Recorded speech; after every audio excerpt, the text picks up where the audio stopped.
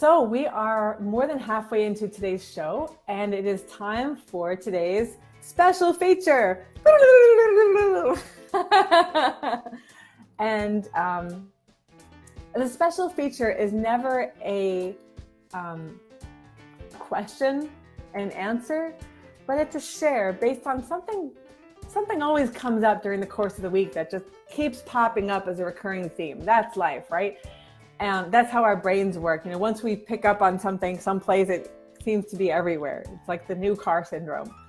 And the recurring theme this week was collecting information and using information. And I want to share with you some thoughts about that. And if you have any thoughts to share or questions related to that, hey, if you're here on the live show, this is interactive, so have at it. And if you're watching this on YouTube, after it's been recorded live, absolutely post a comment.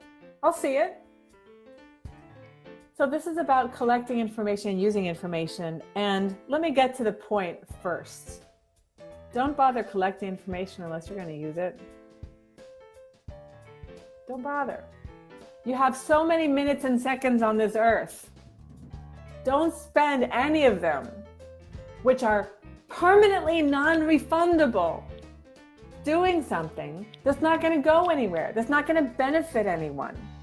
If you're collecting information about the number of hairs on somebody's head because you're making wigs and you want to find out how dense your wig should be, collect that information.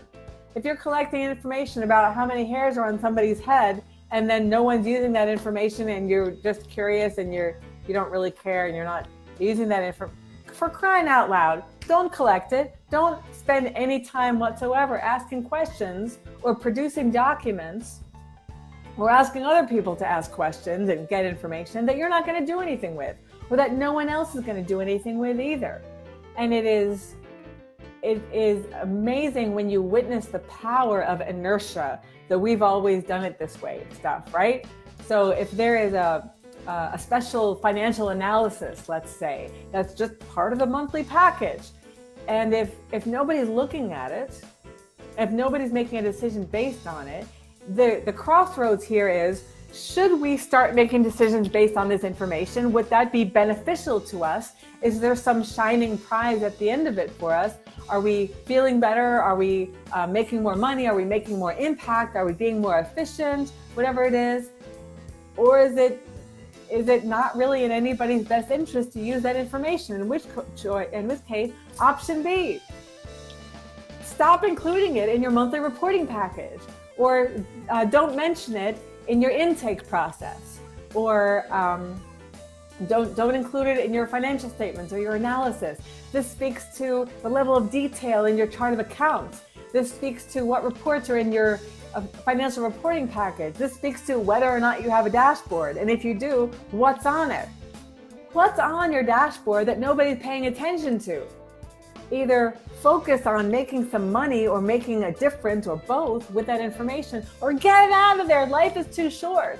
If nobody's using it, then the person or people preparing that information, they're never going to get those minutes back.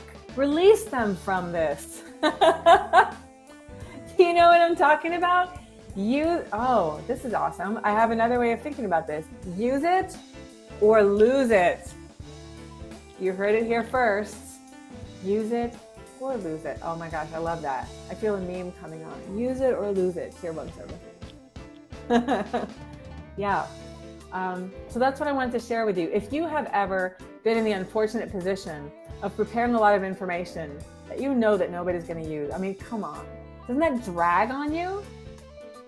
And if you, on the opposite side, if you are in a position to receive information like a fire hose, and you're like, look, I just need to know those two numbers.